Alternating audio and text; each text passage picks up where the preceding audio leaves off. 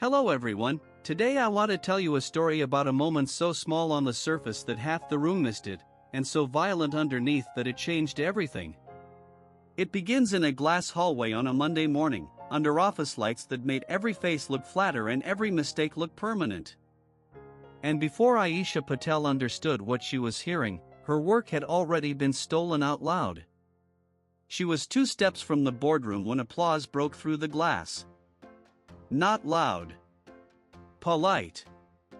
Executive applause. The kind that sounded expensive.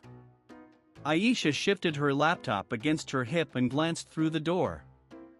Raphael Sinclair stood at the front of the room with one hand on the clicker, easy in his navy suit, smiling like he had built certainty itself. Behind him, spread across the wall-sized screen, was her architecture. Not similar. Not inspired by. Hers. The service map. The dependency ladder. Even the color coding she used because red made the operations team panic. Her feet stopped. Her badge tapped once against the door handle. Raphael clicked to the next slide. A migration timeline appeared with a boxed note in the corner. Graceful rollback path. Her breath caught so hard it hurt. That phrase was hers. She had said it in a late-night design review, joking that nobody respected a system until they had to back out of it at 2 in the morning. Raphael had repeated it then too, smiling as if he was listening. Inside, a board member nodded. "This is exactly the kind of leadership we need, Raphael." Another voice followed. "Elegant work." Then Raphael, calm and modest, "What mattered to me was building resilience from the start." Aisha felt heat climb up her neck. For one irrational second, she looked for her own name at the corner of the slide. Maybe this was the overview. Maybe attribution was next. Maybe he was framing the team effort badly, not stealing it. But the title line sat there in clean black text. Platform Rewrite Strategy, Raphael Sinclair. The room blurred at the edges.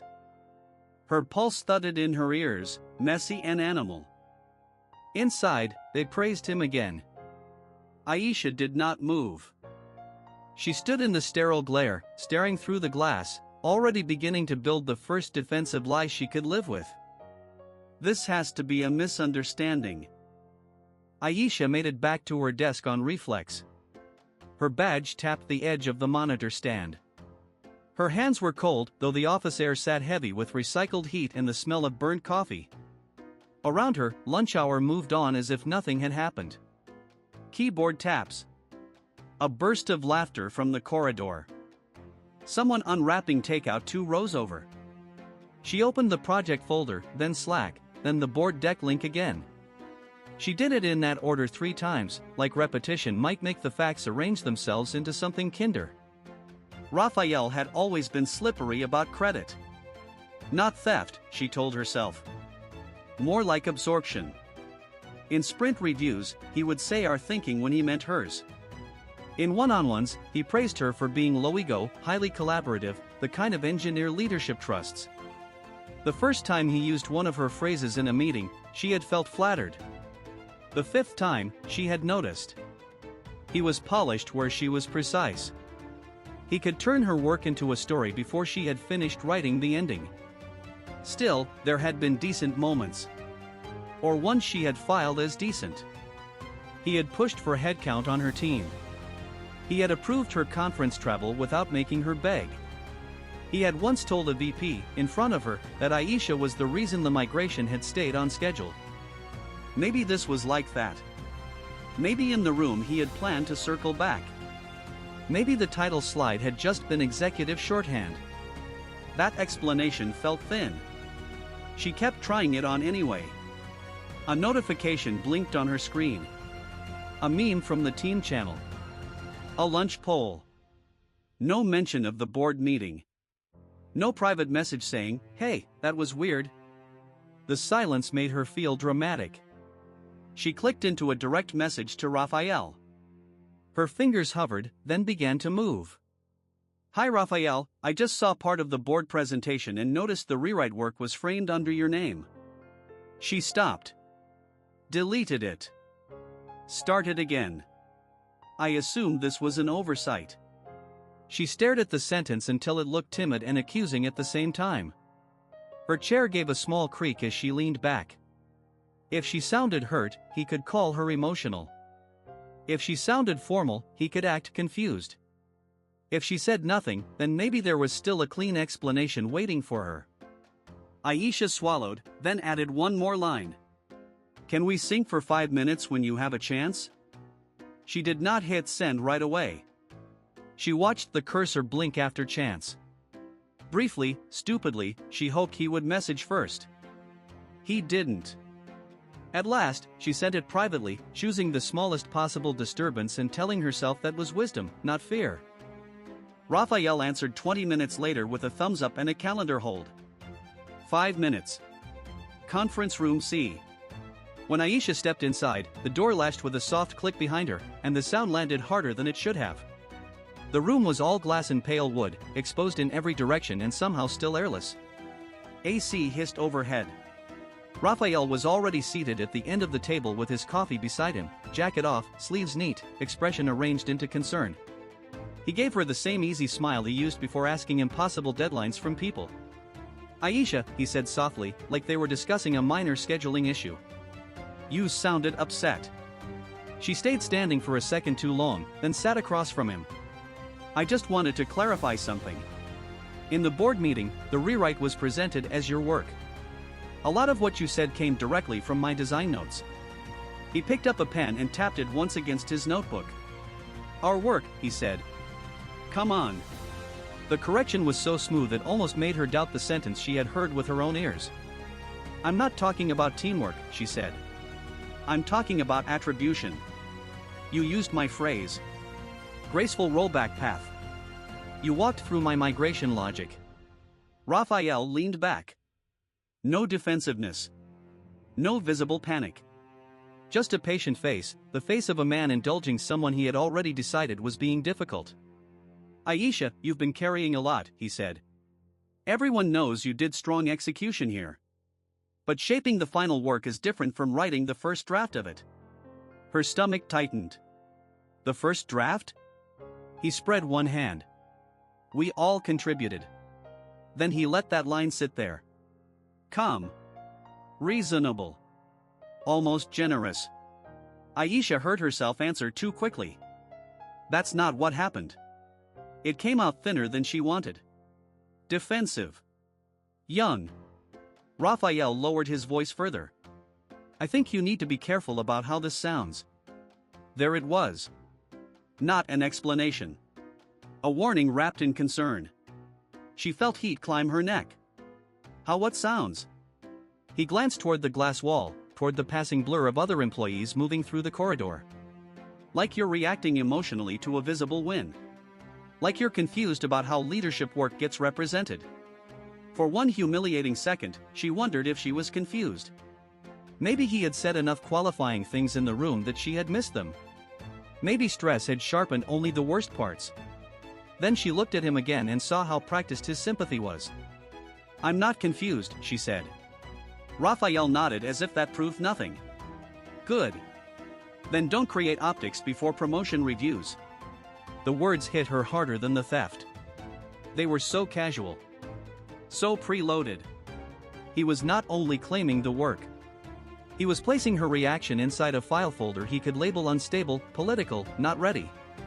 He slid his coffee aside and stood, signaling the meeting was over before she had caught up to it. Take the night, he said. Get some distance. We can regroup tomorrow. Tomorrow, as if this were a misunderstanding with room to breathe. Aisha stood too, but her legs felt delayed, as if the message had reached them through water. She wanted to say something cleaner. Smarter.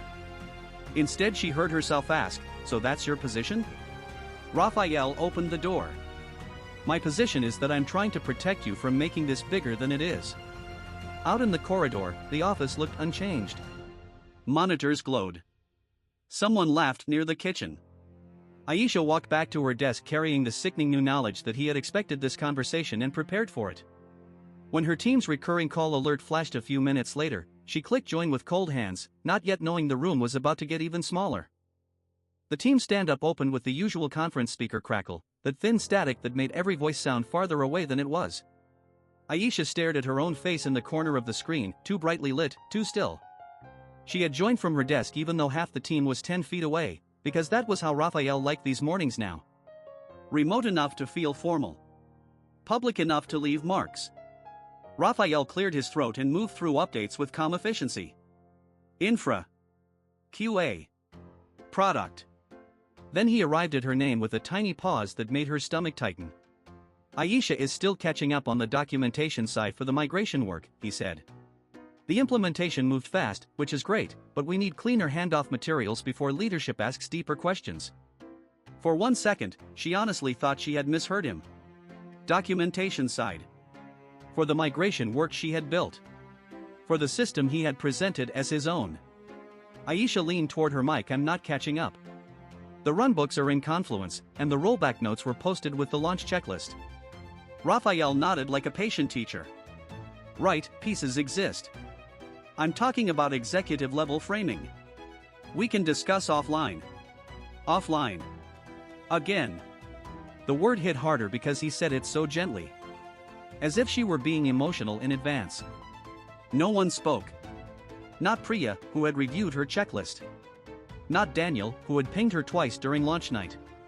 Little rectangles stared back with that dead attentive look people wear when they are trying not to be seen choosing a side. Aisha felt heat rise into her neck. To be clear, the technical documentation is complete. Raphael smiled without showing teeth. Let's avoid being defensive. I'm trying to make sure the team looks aligned. There it was. The shove under the bus, done with polished shoes. Someone's camera flicked off. Someone else started typing in the meeting chat, then stopped. The silence that followed was not empty. It was crowded with calculation. Then a direct message flashed at the edge of Aisha's screen. Maya, this is messed up. Aisha looked at it as if it were a hand reaching through glass. Her chest loosened for a breath. She clicked the message. And watched it vanish. Deleted. The blank thread stared back at her. Pause. Her mouth went dry. That hurt more than Raphael's voice. Not because Maya had taken it back, but because Aisha understood exactly why. Everyone on this call knew what was happening. Everyone was measuring rent, reviews, visas, mortgages, timing. She hated them for it. Then hated herself for expecting courage on command. Raphael kept talking, already assigning next steps. Aisha, please prioritize a clean summary document today. I don't want confusion about ownership or status. Ownership. The word landed like a slap. She should have pushed harder. She knew that. Instead she heard herself say, clipped and almost formal, understood. The call moved on as if nothing had happened. Conference static. A mute click. Somebody coughing. Her pulse thudding in her ears. When the stand-up finally ended, faces blinked out one by one. Aisha did not move. Her eyes stayed on the empty message pane, on the place where Maya's words had existed for less than a second. This is messed up. Proof could disappear that fast. People could disappear that fast too. Aisha turned from the dead call window to Slack, then to the project channels, then back again. Her anger had burned past humiliation now. It was becoming methodical. If people would not say it out loud, maybe the system already had. Aisha clicked into the project archive and started searching like someone checking a pulse. Not hoping. Verifying. The office had thinned to HVAC breath and the faint buzz of lights above the glass conference rooms. Her monitor washed her hands blue. Every channel looked innocent at first. Status updates. Jira links.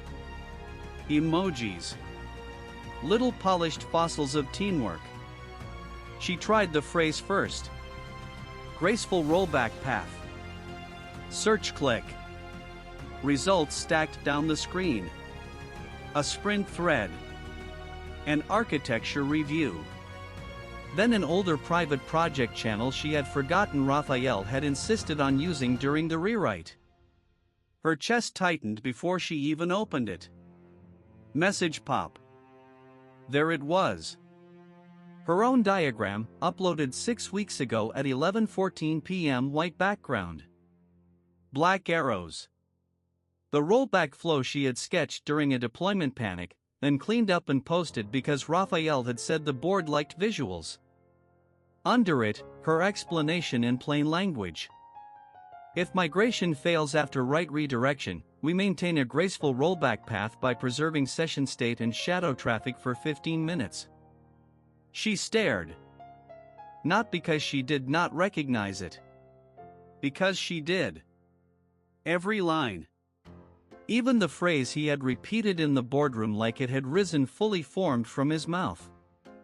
Below her post sat Raphael's reaction. A thumbs up. Aisha almost laughed. It came out as one dry breath through her nose. For 1 weak second, she still reached for mercy. Maybe he had credited her somewhere else. Maybe there was a follow-up she had missed. Maybe this was still ugly but explainable. She scrolled. Raphael, can you send me the bullet version of this for leadership? Her reply, sent 3 minutes later, top line is resilience during cutover. Main point is reduced customer impact. I can join if they have questions. Raphael, no need. I've got the story. The words landed late. Aisha leaned back as if distance might change them. Her scalp prickled. She kept going. 2 days later, another thread. Raphael asking for code snippets that showed the feature flag gating. Asking her to strip comments. Asking for the shortest explanation of why the fallback queue mattered. She had answered all of it. Fast. Helpful. Professional. She could feel that earlier version of herself in every message, still assuming competence would protect her. Then she found the one that stopped everything. Timestamp. 8:03 a.m. The morning of the board presentation. Raphael, send me the latest rollback slide and that diagram. I'll present this at the board level. Aisha did not move. The office hum seemed to deepen around her. Her eyes blurred, then sharpened hard. Vindication arrived tangled with nausea. This was proof, yes. Clean proof. But it also meant he had known exactly what he was doing. Planned it. Typed it. She grabbed her phone and snapped the screen once, then again, this time including the timestamp. Her hands were shaking enough to annoy her. Defensive irritation flared before the hurt did. Fine. Good. If he wanted optics, she could do optics. She opened the board deck screenshot on her desktop and set it beside the Slack thread, lining them up like exhibits. She kept the two images open on her screen until they stopped looking unreal. On the left, the board deck screenshot. On the right, the Slack thread with her rollback diagram and Raphael's neat little thumbs up. Side by side, the lie lost its polish. Outside her apartment, dawn had not fully arrived. The windows held that flat blue-gray light that made everything look provisional. Her radiator clicked once. The laptop fan whispered. In the quiet, even her own breathing sounded conspicuous. Aisha opened a new email to HR, then closed it. Opened it again. Her first draft came out too hot. She deleted words like theft, retaliation, misconduct. Not because they were false. Because she knew tone got judged before facts did. She started over. Good morning. I need to document a concern regarding authorship, presentation accuracy, and prior internal communications related to the architecture review. Dry. Safe. Infuriatingly safe. She attached the screenshots anyway. The board deck screenshot beside the Slack timestamps. Then she added one more recipient after HR business partner, Elise, the CTO's chief of staff. Not to accuse. To witness. Her thumb hovered over the trackpad. Pause. Risk had a shape now. Once she sent this, it would stop being a private injury and become a process. Process had minutes, calendars, legal language, and people who suddenly forgot things in polished sentences. She almost convinced herself to wait until business hours. That was the old instinct. Be reasonable. Be easier to manage. The thought made something angry and embarrassed twist in her chest. So she hit send.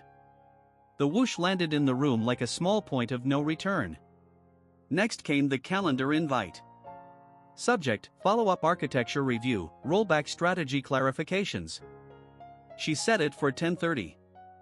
Official enough to matter. Early enough that nobody could claim schedules were impossible.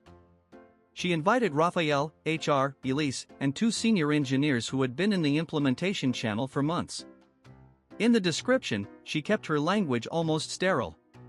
Requesting a review of authorship, design rationale, and timeline of the platform rewrite materials presented to the board. Relevant artifacts attached for alignment. Her phone buzzed 3 minutes later. Raphael. Of course. She let it ring once too long before answering. Aisha, he said, voice low and smooth, what is this invite? A follow-up architecture review. You're escalating a misunderstanding. The old doubt flickered on instinct. Maybe she was making it uglier than it needed to be. Maybe. Then she looked back at his thumbs up under her diagram, and the doubt curdled into anger. It won't be a misunderstanding for long, she said. A beat of silence. Then, sharper, if you do this in an official setting, be very sure of your facts. I am. When he hung up, her pulse kicked hard enough to hurt. Not triumph. Nerves. But the invite remained on the calendar, accepted by HR first, then Elise. At 10:14, Raphael accepted too. Good, Aisha thought, staring at his name. Say it again in the room. The room was the same. Walnut table, glass wall, city flattened beyond it. But it felt colder now, as if the air conditioning had been turned up just for this meeting. Paper shifted. Nobody made small talk. Aisha set her folder down and kept both hands on it so they would not show what they were doing. Raphael took the far end again. He wore the same boardroom calm he had worn last time. It slipped only once, when he saw Elise from HR beside the CTO instead of near the door.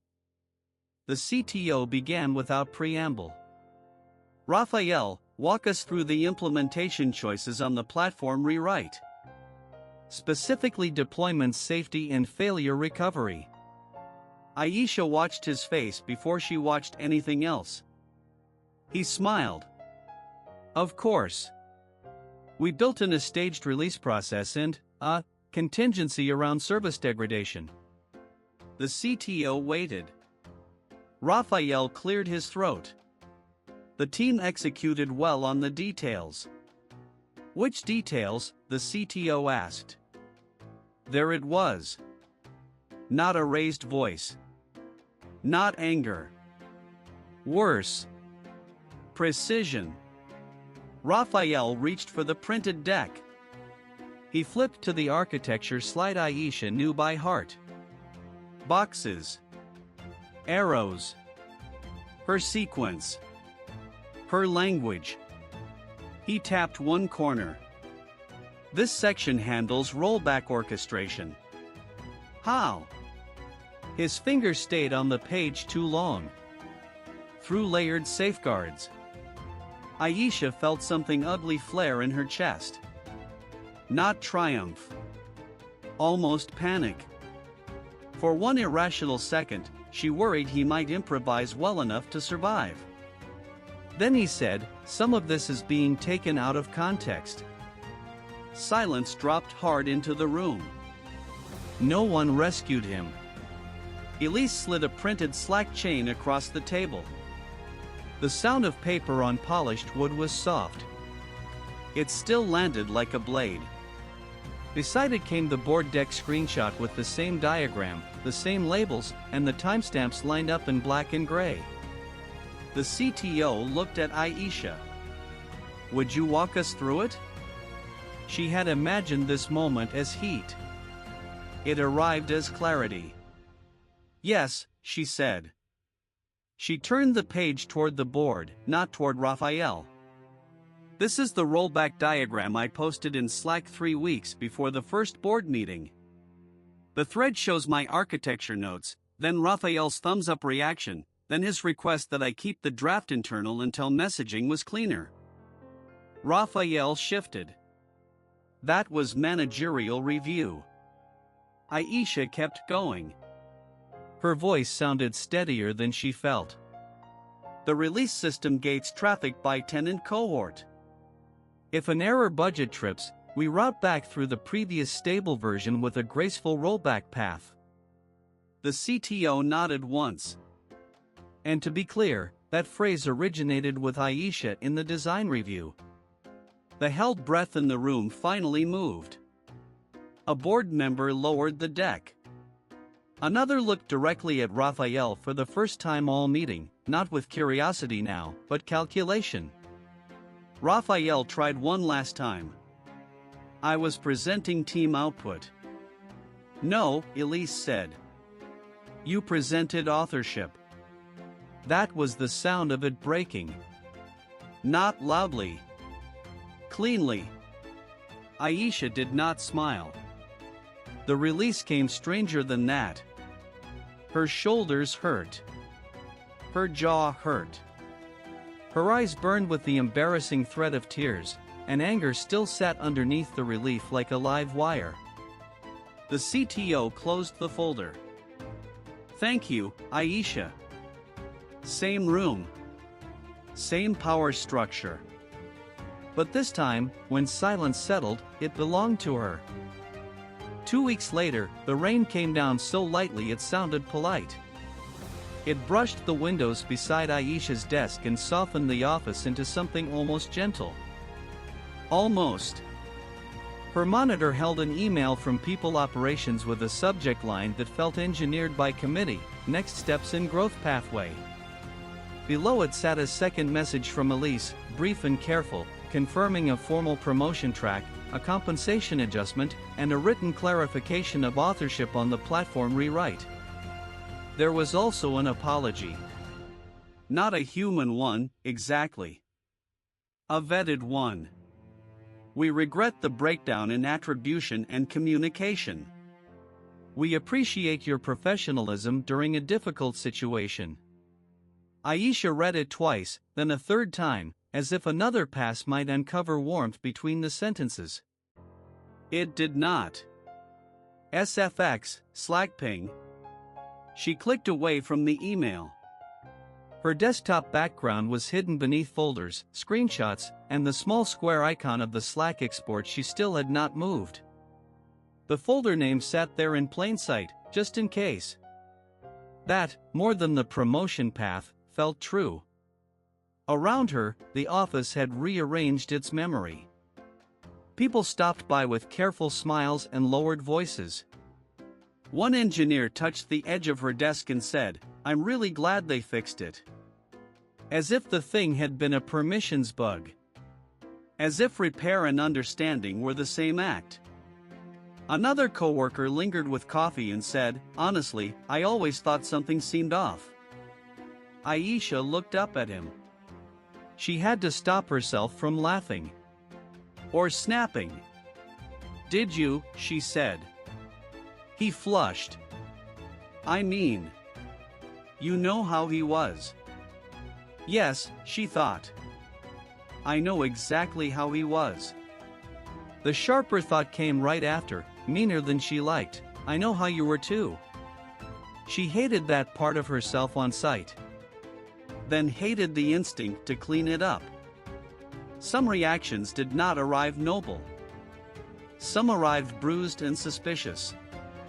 Her manager now was temporary, a senior director from another org who overpronounced her name in an earnest way and asked, twice, if she needed anything to feel supported. The question itself made Aisha's shoulders tighten. Supported had become one of those words that meant everything in a meeting and nothing at a desk. "I need clean review lanes," she said. "Documented ownership. No verbal ambiguity." The director nodded too fast. "Absolutely. That makes sense." It did. It also sounded like someone building railings after the fall. Aisha opened her code repo, then the architecture notes, then, without meaning to, the Slack export again. The old thread rose on screen. Her rollback diagram. Raphael's thumbs up. The chain of dates that had carried her through disbelief, panic, strategy, and finally proof. She stared until the words blurred. Then she let out a long breath. SFX, exhale. At noon, someone from finance sent over the amended title pathway. At 1, a recruiter from another company replied to a message she had fired off at 2 in the morning, 3 nights earlier, when sleep had gone missing and caution had started dressing itself as wisdom. By 3, the rain had thickened. The office smelled like damp wool and burnt espresso. Aisha saved her work, minimized the inbox, and looked once more at the folder name just in case. Receipts had saved her. Receipts had not made this place safe. She sat with that thought and did not try to improve it. Outside, the rain kept its patient rhythm. Inside, soft typing went on as if systems could be trusted because they were quiet. And if you've ever had to prove what should have been obvious, you know the strange ache after the win. You get the correction. You keep the scar tissue. Justice can arrive on paper and still leave the body unconvinced. So Aisha kept working and kept the folder, just in case.